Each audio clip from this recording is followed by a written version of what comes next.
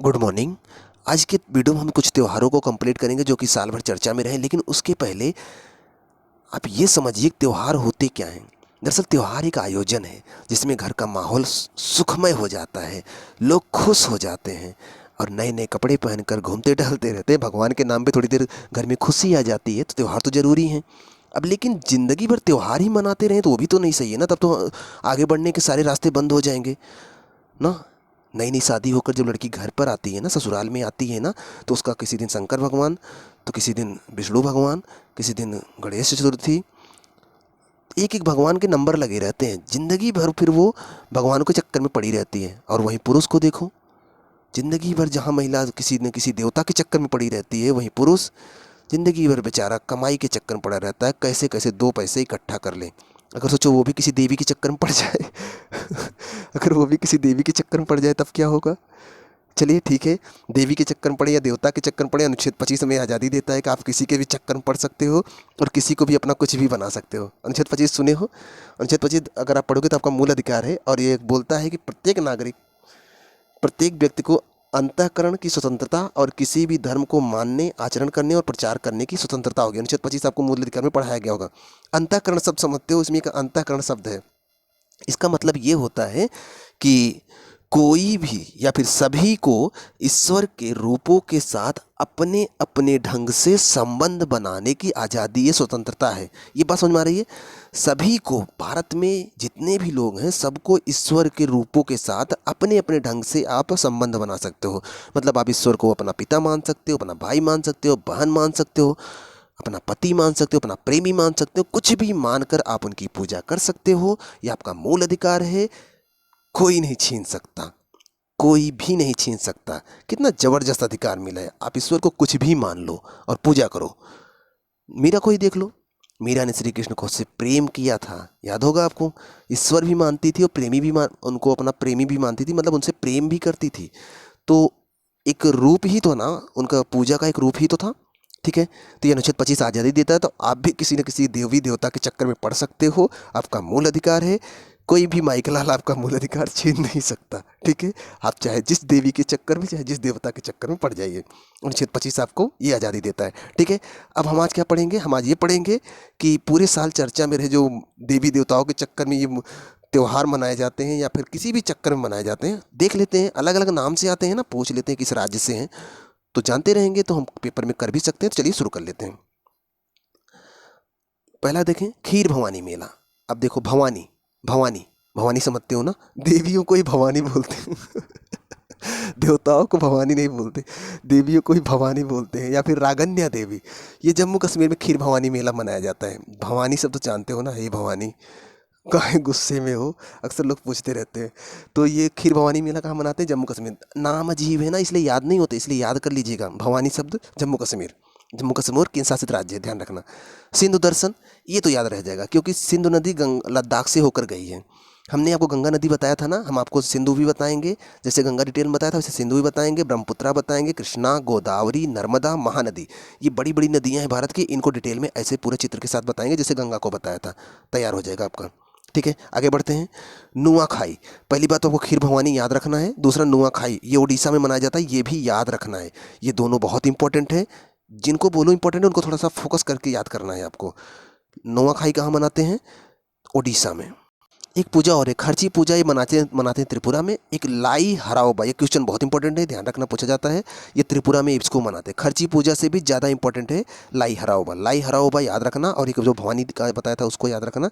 ये त्यौहार त्रिपुरा में मनाए जाते हैं, पेपर में खूब पूछे जाते हैं, इनको याद रखना। ये सब मिमीकोट मिजोरम में मनाया जाता है, और जो कोटपोई ये भी मिजोरम में मनाया जाता है, ये पूछा नहीं जाता, ध्यान रखना। ये वाला देखें, चापचारकुट, ये इंपॉर्टेंट है, मिजोरम में मनाया जाता है, ध्यान रखना। पक्का हार्नबिल, ये अरुणाचल प्रदेश में है, मनाया जाता है, मोस्ट इंपॉर्टेंट है, याद रखना। पक्का हार्निबल, हार्निबल वहाँ का पक्षी भी है, उसको भी याद रखना।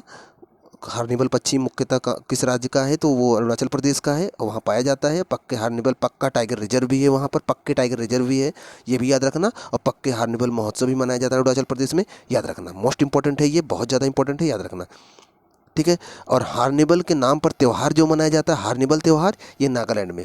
पक्के हार्निवल जो मनाया जाता है अरुणाचल प्रदेश में, और हार्निवल त्यौहार जो मनाया जाता है नागालैंड में। अरुणाचल प्रदेश के जस्ट बगल में ही नागालैंड है, अगर आप मैप देखोगे तो सब याद हो जाएगा आपको। अगला देखें, अम्बुबाची मेला मोस्ट इंपॉर्टेंट है, याद रखना इसको। ये कामाख्या मंदिर जो असम में है, कामाख्या देवी का मंदिर, याद होगा आप अगर पढ़े होगे।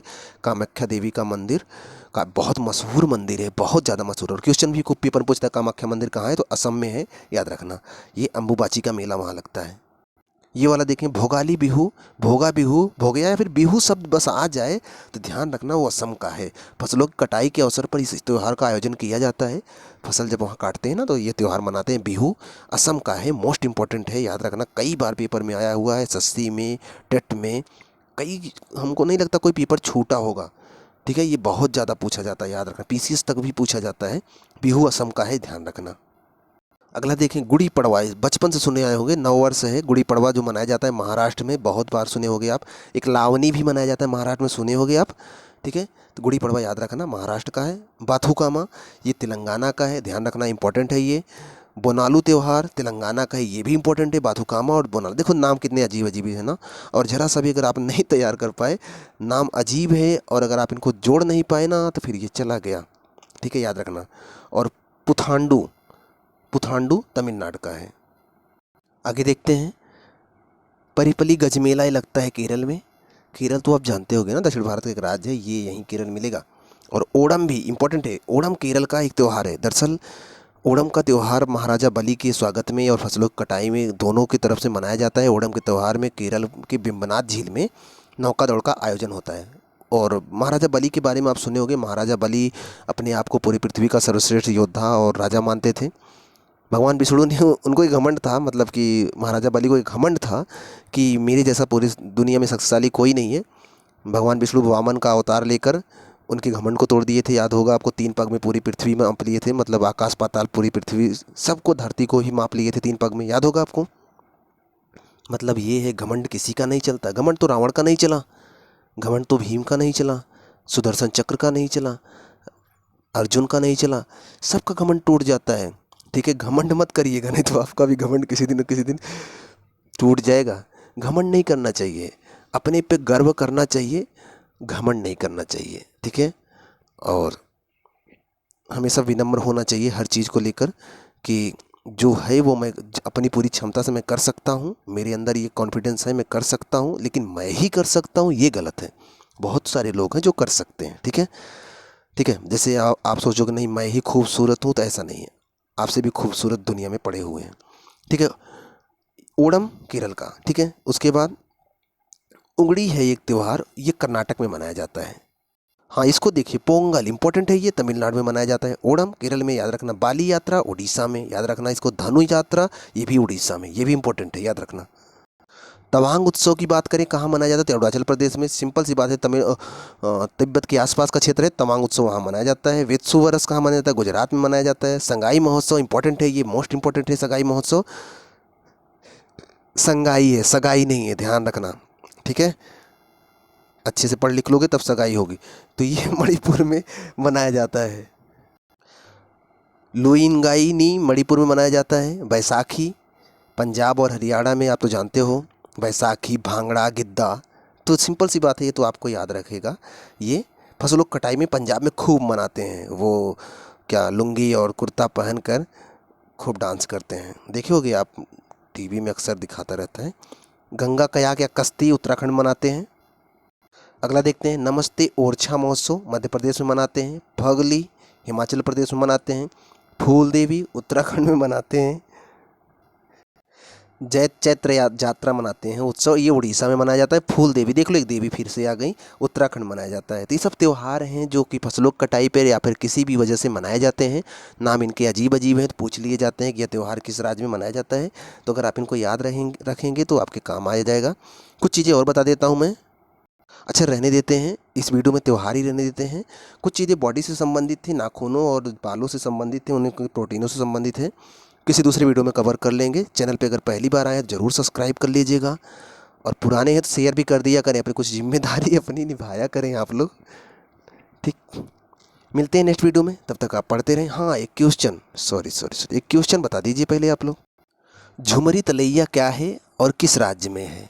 झुमरी सुने होंगे, झुमरी तलैया क्या है ये और किस राज्य में है? आपको इसका आंसर देना है, ठीक है। फिर से बोल रहा हूँ, ध्यान सुनिएगा। झुमरी तलैया क्या है, किस राज्य में है? इसका उत्तर आपको कमेंट बॉक्स में देना है, ठीक है। ठीक है, मिलते हैं नेक्स्ट वीडियो में। तब तक आप पढ़ते रहें। चैनल पर अगर पहली बार हैं जरूर सब्सक्राइब कर लीजिएगा।